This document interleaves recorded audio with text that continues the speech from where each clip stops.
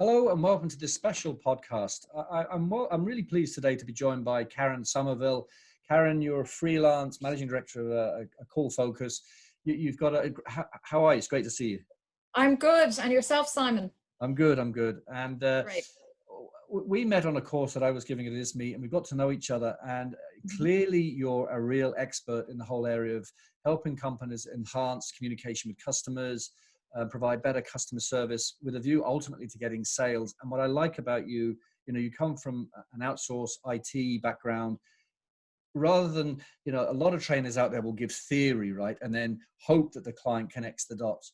You provide practical people-based advice, which is very close to my heart as well. Because, I've been I've been a CEO. And I'm a coaching consultant, but I've also been an entrepreneur as well. I've run small businesses as well. And the last thing that I need as a customer of somebody like you is somebody just telling me theory. I can find it for myself. And so it's great to see you, and it'd be good to hear about your background and how you got to where you are today. Sure. Well, I started off my career for a very short stint in design and animation. I didn't stay very long because I realized I wanted to be out front with people. So I went back and did another course in college, and my very first sales job was telephone sales, and I actually cold called to get the job. So it's funny how things came around years later, how I make a living from teaching people how to sell over the phone. Yeah. But I went on and worked in the IT industry in marketing and in sales. And then from there, I went into the whole outsourcing industry. And because I'd also got a background in advertising and marketing from my studies, I was working and I suppose I would say the job that really played big role in my career was an outsourced telemarketing company at the time. I did a few short stints in some larger IT and telecoms businesses, also before I went out my own. So I suppose my industry was direct sales, the telephone background, and also distribution. So I got a really good grounding in sales, and I ended up dealing with many, many different types of businesses. So that's come in really handy over the years, and I studied a lot through life as well. So, it's all added up. That's cool. And it's interesting because I do programs around sales and sales resilience and some similar overlap with you, but fundamentally sure. I come from a deal making background. I've written a couple of books in deal making. We're talking large commercial deals and also negotiation. And I literally this morning I was interviewed for a 100 thought leader program. I've been nominated to be a thought leader in what's called mindful negotiation. In fact, I've been interviewed for it. And so for me... Give me some tips. Well, I was going to say, so I know a bit about negotiation and mindful negotiation. And it's all about awareness and situational awareness, self-awareness, and treating people with respect and providing what Ted Rubin, who's the CMO of Photify, would say is return on relationships. And that definitely, in my conversation with you, is what you do, right? For me, it's not about selling. It's about providing value and return on relationships. And I can tell in your demeanor, your voice, and the way you talk, and the sort of clients, I know you work with the skill nets. Do you agree? It's all about providing help and support rather than selling, really. Absolutely. I came across a phrase a number of years ago. It was called quit selling, help people buy. And that really stuck with me. And the essence of it was about putting the customer at the heart of the transaction. And if you think about it, when people used to think traditionally of salespeople, they would kind of nearly, step back because they would be thinking of Arthur Daly and Delvaux, these guys. And those type of sales don't last, and people are not stupid, and if you think about it in a very practical base, if somebody's pushy, like if you think of it, if you're out shopping looking for a jacket and you walked into a shop and the guy's really pushy, you'd run, and so it's all about the relationship. It's all about building value, and just looking after them and treating people like you'd want to be treated. Yeah, no, I agree. And I still see, those table thumping, hard-nosed, very 1980s salespeople. You see it online. And whereas, I don't know whether you heard, but there's a guy in the States called Bruce Kazanoff. And, he's a ghostwriter for some of the main thought leaders. And he's just literally published one of his books on on how to promote yourself online in a non-saley way. And he's published that free on LinkedIn. Anybody can get it. Bruce Kazanoff is his name. Must check him out. And I read it in one evening, because it's not a huge book. And he talks about exactly what you're talking about. It's about being helpful, about being calm, about being concise, about being honest, and brutally honest. That even if you can't do the work, be honest and courageous enough to say, I know somebody who might be able to do it, because your clients prefer you to be honest about that stuff. And there's I can't remember what the phenomenon is, but if you're negative towards your competitors, your customers attribute that negative trait to you, right? So don't be negative about people, just be honest and graceful, gracious. So in terms of your observations of some of the good things that you see customers doing in terms of sales, or maybe other trainers doing, and some of the more negative things, what are the good things you're seeing in terms of sales trainers doing, or customers applying, and what would be more of the negative things you're seeing? Okay, from different angles, I think as general salespeople, is being too pushy is not good, because the person just feels they're being cornered. Also, we got to remember as salespeople that we're coming across as desperate, and that's not good. No. Because we're selling ourselves short. And from a trainer's perspective, what I would be wary about would be somebody who delivers a subject matter in something they're not an expert in. I think sometimes, as trainers, we always have to develop and take on new challenging roles. But if we do, we got to do our research. We got to make sure we got everything right before we get out there and deliver. Yeah. So it's, there's no point trying to be all things to all people.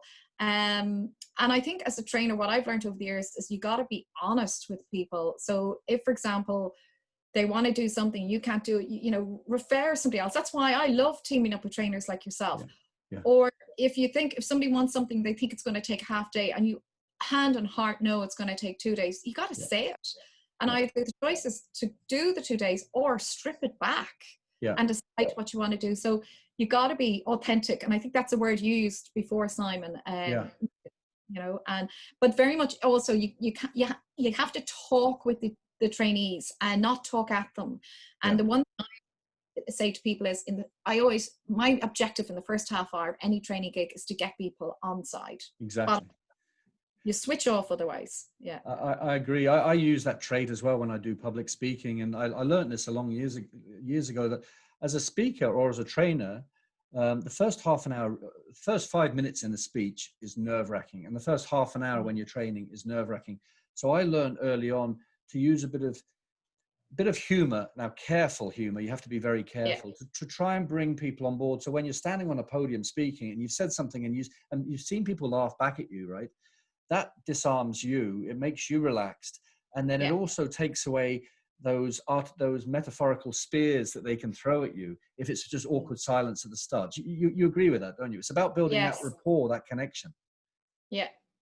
It's funny because you just reminded me of years ago, I went to a conference in the UK, and there was a speaker at it I was really looking forward to, and he would have been one of the guys who was seen as a major business guru when I was studying, and I was really disappointed. He talked at the crowd, and he went on beyond a slot.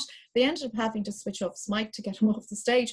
Yeah. And again, that stuck with me. I mean, this guy was worth millions, and he's written books, and I won't mention his name, but he's somebody that we'd all know of, So it's back to practicalities, because some of the unknown guys who were connecting with the audience were the ones that everybody remembered. Yeah. So right now, I mean, I keep saying we're going through like a circuit breaker time. I mean, this is unique times, certainly since World War II. I mean, this is unique times in terms of all our psyches, in terms of how this is impacting all of us. And I think we're going to be much more cynical about, hard-nosed sales, et cetera, et cetera.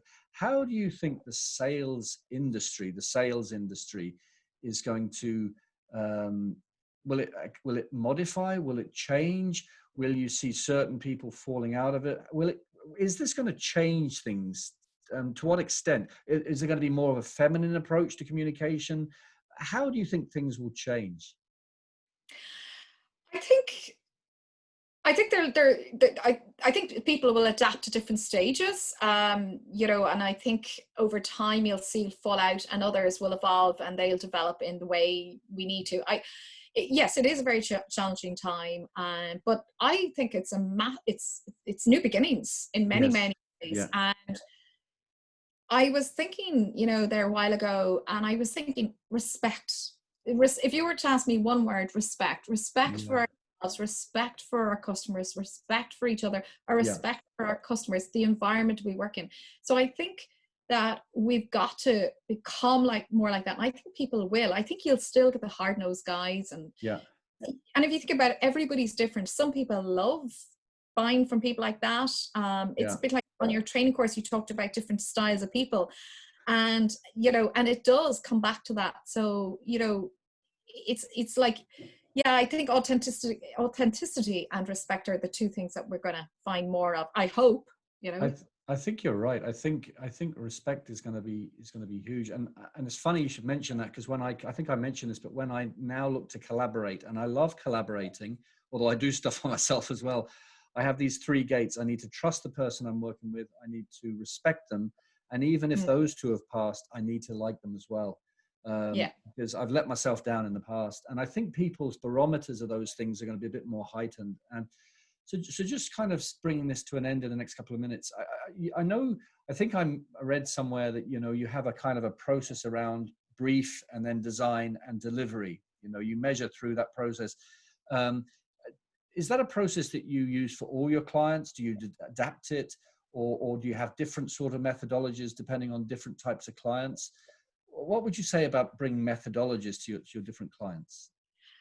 Okay, so if I'm doing an open course, it's a little bit more difficult to do it, but I will look at the industry. So if I'm doing a particular course for a particular industry sector, I will look to the industry. Sometimes, depending on the project, I might, ask to be put in touch with a few people, get their opinions, find out a little bit more, and I learn about their business. So that, you know, it is a little bit limited on an open course, but the first thing I will do on the day of the course is get the people talking, and I'll, do a very short synopsis of what we're going to cover that day, but I'll ask attendees to tell me what they want to learn. And I keep checking in as we go through the day to see what, are we filling those gaps. Now for the in-house courses, I would put a lot more work in, and so what I would do generally, I would have 2 or 3 conversations with the people that want the training, and sometimes they'll come to me and say they want X, and then when I have the conversation, I might say it's not X you need, it's Y.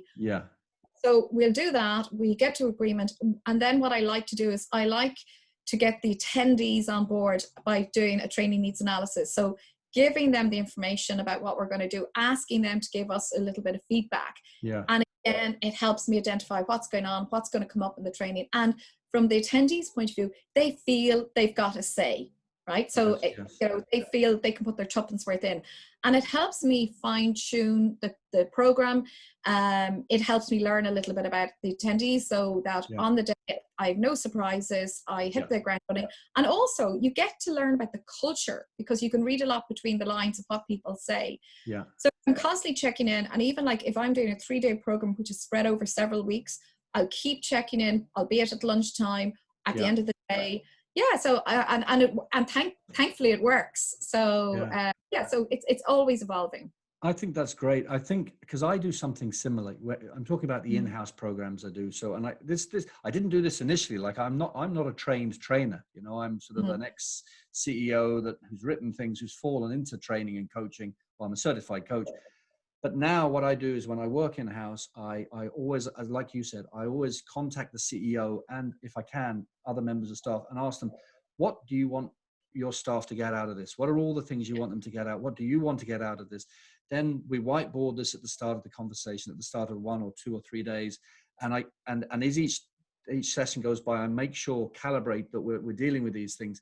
So that at the end, when we close, we have that list up on the board, and nobody ever leaves with any questions, because everything's covered, and I find as a trainer, that's a really good way of protecting yourself, and also building your credibility, and also I find it becomes easier then to get a good reputation, because clearly you've listened to them, you've taken them on board, you brought them into part of the process. So it sounds to me like you and I operate in a very similar way, although you've been doing this quite a while now. So I've got a long way to go in terms of training. Well, I have no books written now, Simon. So it all balances out.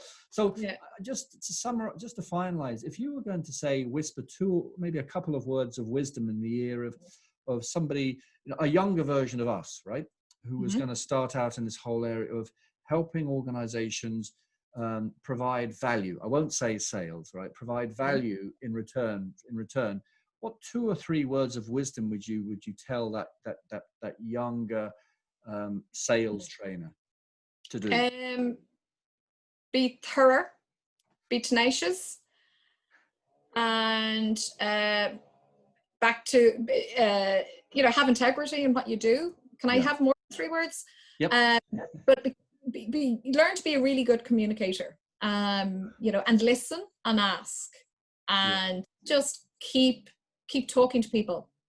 Again, it comes back to the respect as well, with it. So I hope that's definitely more than 3 words, but I hope there's some good tips there. But the tenacious, on the tenacity bit, sometimes sales is about numbers. Okay, you don't want to customers like numbers, but if you get rejected, that's okay. You got to move on. And sometimes no doesn't mean no, at all. It just means no, not right now. So you got to have a certain, you sometimes need to detach yourself a little bit from the rejection and move on, so you don't take it personally.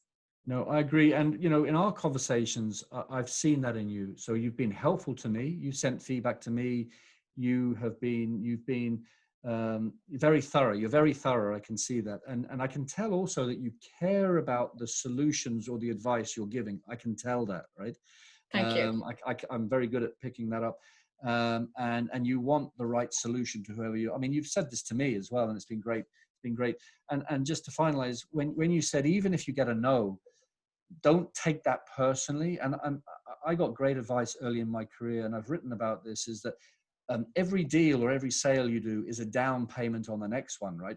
But also any rejection, right, is a down payment on how you frame and reframe your mindset, right? Yes. It's all part of a growth journey, And so for me, it's all about having a growth mindset, and you definitely have that. And I like to think I do. So I think our paths are going to cross, I think, a lot more going forward. Absolutely.